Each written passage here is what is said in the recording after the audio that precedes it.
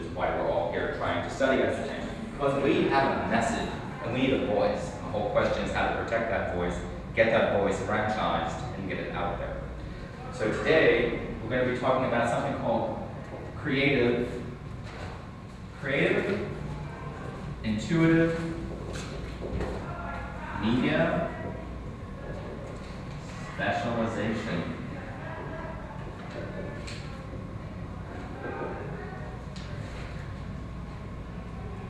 That means how to use my intuitive bits to unleash your creative possibilities and potential from both a business perspective and a legal perspective.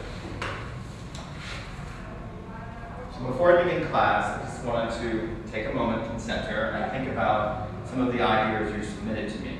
And I have to ask you if you're willing to discuss what was opened in your business plan a little bit, or my business is CJ's Cafe. I derived the concept of it from Cold Stone Creamery, which is a franchise and ice cream operation that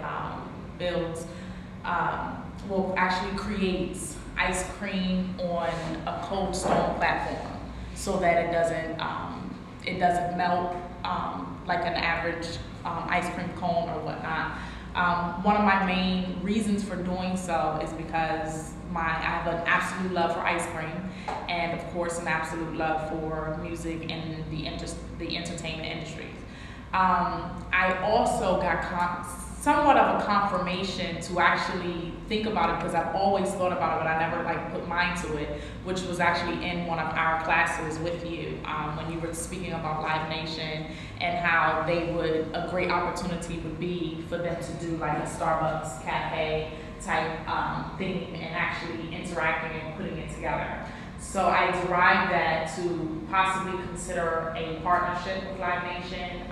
So in the process I've developed my business plan and actually made a few connections to try to see if we can get that to happen. I want to focus it here in the New York area. There's a lot of cafes in New York right now that are considering creating a different feel and attracting different crowds. There's a skateboard cafe here in New York. There's a coffee tasting cafe where you can actually go in and have somewhat like a wine tasting, but it's generated specifically to coffee.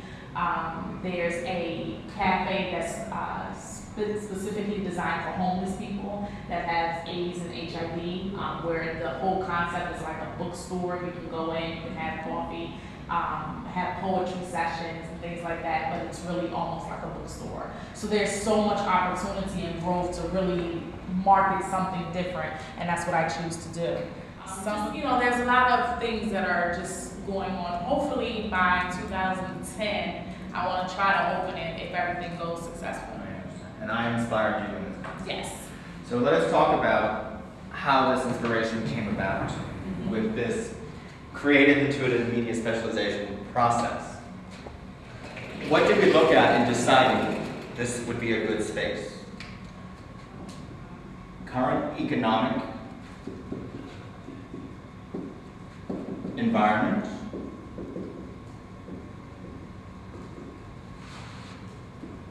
excess capacity,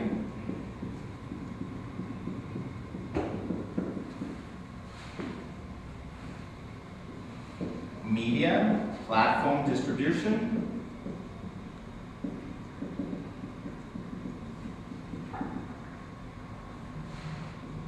and for value added. Right now, we're living in a situation where people need escapism. We have a very tough economic time. People do not have the option to take vacations the way they used to, and they need to be in environments outside their homes, especially in metropolitan areas. What we discussed in class is all this excess capacity in Starbucks.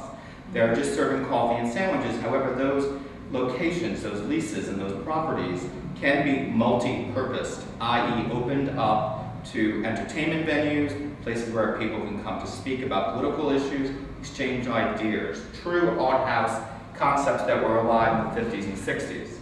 And not only that, as Courtney adeptly pointed out, they need to be morphed into a new kind of experience where people can come, bring their pets, experience food, and also experience new artists as being really part of a community. You have these franchises that are national that are taking advantage of economies of scale, but overall, what really makes them valuable is the fact that they have a local community impact. And Courtney's point is to find local emerging artists who can use a national franchise to branch out and platform to take their music, their creativity to the next level, to get it to an audience. And you'll see this happening over and over again because people have Facebook, people have MySpace, people have Craigslist, but they need an actual brick and mortar implementation of that. And that is what I, as the creative intuitive media specialist, noticed, that people need to come together again. There seems to be a going back to those days of vaudeville when entertainment was really live and on a circuit and broken up where people can go and be part of an experience outside their homes to make their daily lives different. All this two-dimensionality on screens, whether it be iPhones, internet, television, need to be enhanced with a real experience, especially in times like these where people have less money to spend and need more entertainment escapism. So Courtney is well posed to take advantage of these conditions totally if her concept is properly executed, and she seems to be on a good path. And unlike additional concepts, she has a unique value added in that she is really stressing local creative artists, and she wants to make the experience very personal. She knows the market, she knows what she's competing with, and she wants to deal with all those issues in a way to make an audience and a franchise come about, especially with the pets and food regulations she mentioned. This is groundbreaking in the sense that there are local cafes in the West Village where I live where pets are allowed to go to bars and coffee shops.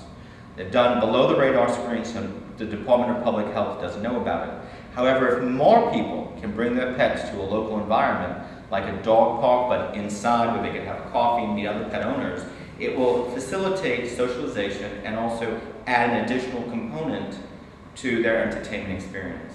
So once again, Courtney is a great example of what we do at I Wanna Beyond in terms of creative, intuitive media specialization.